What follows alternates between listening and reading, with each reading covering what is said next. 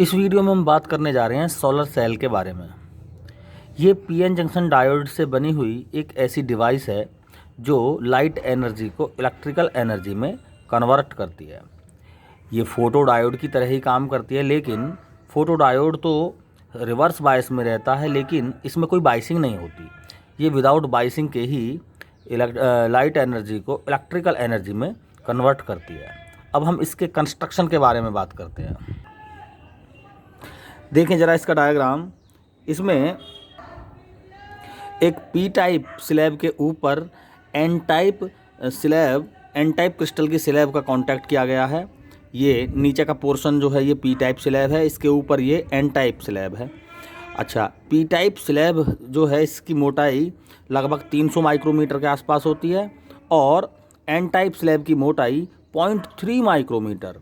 यानी स्लैब क्या है, ये मतलब एक ऐसा समझो जैसे 300 माइक्रोमीटर मोटाई का कोई हमारे पास मोबाइल है और उसके ऊपर हमने एक ग्लास टेम्पर लगा दिया हो। ठीक है, जो ग्लास टेम्पर बहुत पतला होता है ना, स्क्रीन सेवर, तो बस बिल्कुल उतना ही लगभग मोटाई का ये एन टाइप लेयर होती है। स्लैब केवल समझाने के लिए बताया गया कि इसकी वर्किंग कैसे होती है। तो जो ये एन टाइप लेयर होती है इसके ऊपर, जिसको हम स्लैब बोल रहे हैं, इसके ऊपर एक मेटल फिंगरप्रिंट होता है सिल्वर वगैरह का।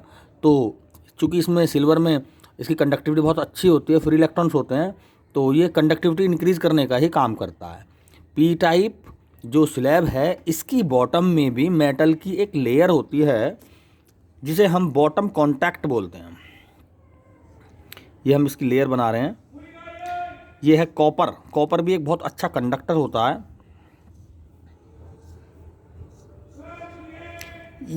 इसमें भी फ्री इलेक्ट्रॉन्स होते हैं।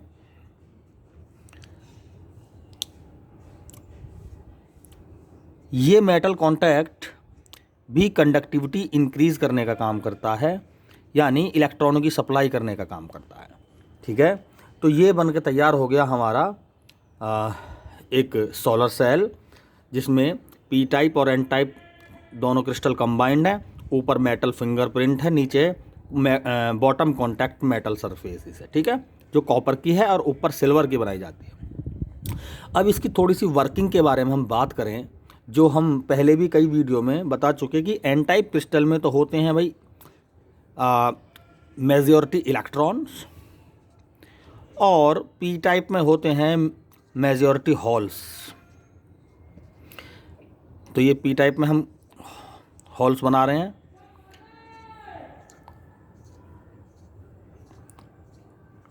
ये एन टाइप के इलेक्ट्रॉन पी टाइप के होल्स को डिफ्यूज़ करते हैं और एक डिप्लेशन लेयर यहाँ पर क्रिएट करते हैं।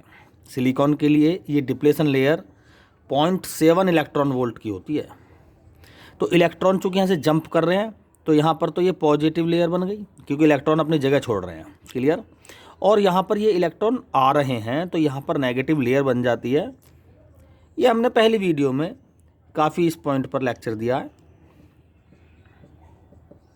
यहाँ पर ये नेगेटिव लेयर बन गई इसकी। और एक ऐसी कंडीशन बन जाती है, जब तक इलेक्ट्रॉन होल्स को डिफ्यूज़ करते हैं तब तक करंट इसमें चलता है, लेकिन जैसे ही ये डिफ्यूजिंग बंद हो जाती है करंट का फ्लो भी बंद हो जाता है। यानी बहुत शॉर्ट टाइम के लिए पीएन जंक्शन में करंट चलता है पी से एन की तरफ, लेकिन इसको ट्रांजिएंट करंट कहते हैं।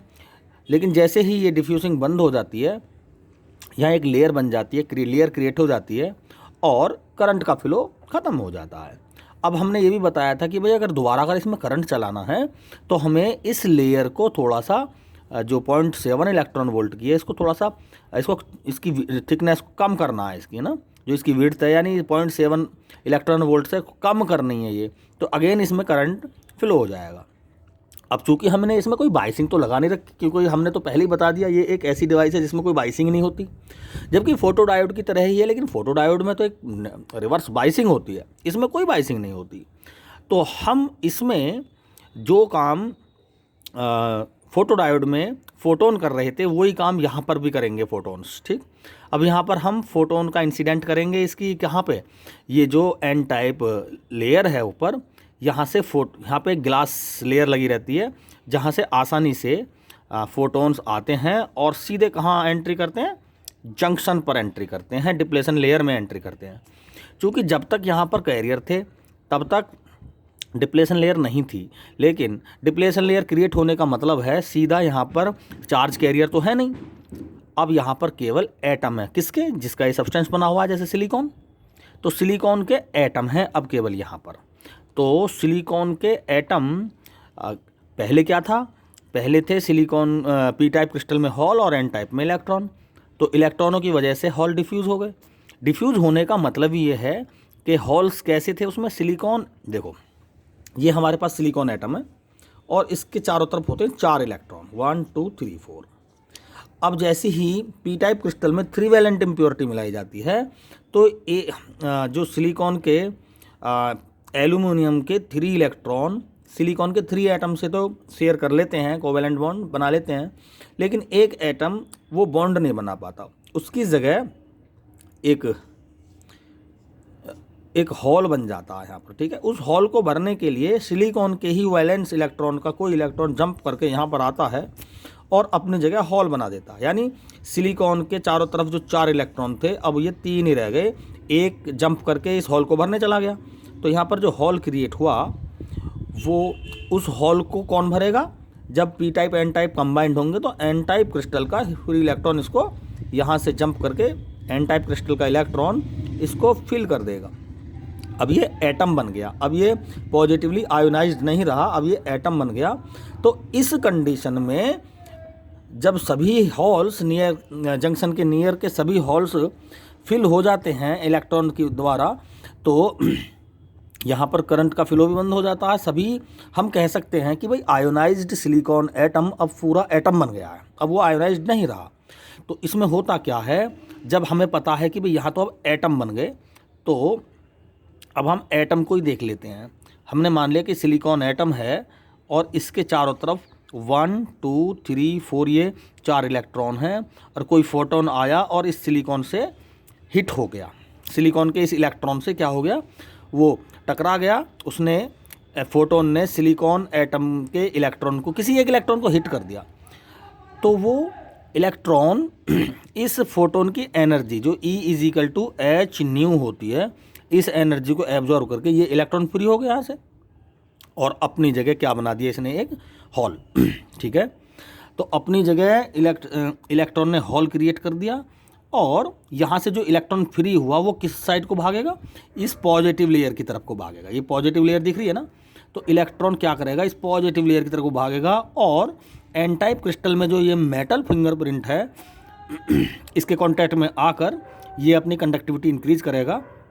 इसका मतलब क्या है कि भाई ये जो एन टाइप लेयर है, इलेक्ट्रॉन यहाँ को भाग रहे हैं, ठीक है। तो जहाँ इलेक्ट्रॉन आते हैं तो वो क्या बन जाती है, एक किस्म की नेगेटिव लेयर बन जाती है। तो भाई ये तो एन टाइप क्रिस्टल की नेगेटिव लेयर बन गई चारों तरफ, बोलो। अच्छा, ये हॉल है, अब इस हॉल को कौन भरे? इस हॉल को देखो, ये जो बॉटम कॉन्टैक्ट में हमारे पास मेटल है ना, इसके पास फ्री इलेक्ट्रॉन है। अब वो इलेक्ट्रॉन क्या करेंगे, वो इलेक्ट्रॉन, उनकी टेंडेंसी होगी, इस जो हॉल क्रिएट हुआ ये, इस हॉल को फिलअप करने की टेंडेंसी होगी। किसकी? इस वाले फ्री इलेक्ट्रॉन की। तो या तो वो जंप करके सीधा जाएगा इस इलेक्ट्रॉन हॉल में, या क्या होगा, कोई नियर बाई जैसे कोई एटम है, यहाँ से इलेक्ट्रॉन क्या होगा, जंप होगा इसके अंदर, ठीक है। जो ये पहले ही सिलिकॉन का कोई दूसरा एटम होगा, वहाँ से उसके आउटर ऑर्बिट में से या तो इलेक्ट्रॉन यहाँ जंप हो जाएगा, क्लियर, या यहाँ से इलेक्ट्रॉन सीधे जंप हो। सीधे तो नहीं होगा, ये हमें पता है ना, ये हॉल हैं, पी टाइप में ये हॉल बने हुए हैं। तो इलेक्ट्रॉन यहाँ आएगा, यहाँ से इधर जंप करेगा, यहाँ से सीधा इसमें जंप करेगा। इस तरह से जो बॉटम कॉन्टैक्ट है, बॉटम कॉन्टैक्ट में जो मेटल की बॉटम कॉन्टैक्ट है, यहाँ से फ्री इलेक्ट्रॉन सीधे हॉल में को जंप होंगे और यहाँ से फोटोन के द्वारा जो यहाँ पर लगातार सिलिकॉन एटम के इलेक्ट्रॉन्स जंप करके एन टाइप में जा रहे हैं लेकिन अपनी जगह हॉल बना रहे हैं, उन हॉलों को कौन भरेंगे, यहाँ से इलेक्ट्रॉन जो बॉटम कॉन्टैक्ट की जो सरफेस है कॉपर की, यहाँ पर फ्री इलेक्ट्रॉन होंगे और ये इस तरह से जंप करते हुए इन हॉल्स को भरेंगे। सीधा सा ये इसका वर्किंग है। तो इलेक्ट्रॉन चूंकि इस पॉइंट को छोड़ रहे हैं, भाई इलेक्ट्रॉन है पॉजिटिव की तरफ को भागेंगे, और हॉल्स क्या हैं, हॉल्स अपने आप में इलेक्ट्रॉन की डेफिशिएंसी है तो उनके प्लेस पे पॉजिटिव चार्ज हम समझ सकते हैं। तो ये पॉजिटिव चार्ज इन इलेक्ट्रॉन को अपनी तरफ अट्रैक्ट करेगा, यहाँ पर भी पॉजिटिव चार्ज है, ये इसको अपनी तरफ अट्रैक्ट करेगा। इस तरह से अब देखो जरा, ये नेगेटिव लेयर है, ये तो इलेक्ट्रॉन को रिपेल करनी चाहिए, लेकिन जब यहाँ पर फोटोन ने इलेक्ट्रॉन जनरेट कर दिया, हॉल क्रिएट कर गया, तो ये नेगेटिव लेयर ख़त्म हो गई। हम ये कह सकते हैं डिप्लेशन लेयर डिक्रीज हो गई और क्योंकि इलेक्ट्रॉन सिलिकॉन एटम के और ऑर्बिट से इलेक्ट्रॉन जंप हो गया, हॉल बन गया, तो अब यहाँ नेगेटिविटी ख़त्म और ये इलेक्ट्रॉन बिल्कुल फ्री है हॉल को भरने के लिए। ठीक है, तो यहाँ से देखें प्लस, जब इलेक्ट्रॉन यहाँ से जंप कर गया तो यहाँ प्लस प्लस लेयर बन जाएगी, बोलो। और यही नहीं, पूरे पी टाइप की बॉटम में एक साइड क्या बन जाएगा, ये प्लस लेयर। अब देखो ज़रा, अब इस डिवाइस के पी टाइप की बॉटम में प्लस और एन टाइप की सरफेस पर ये नेगेटिव बन गए।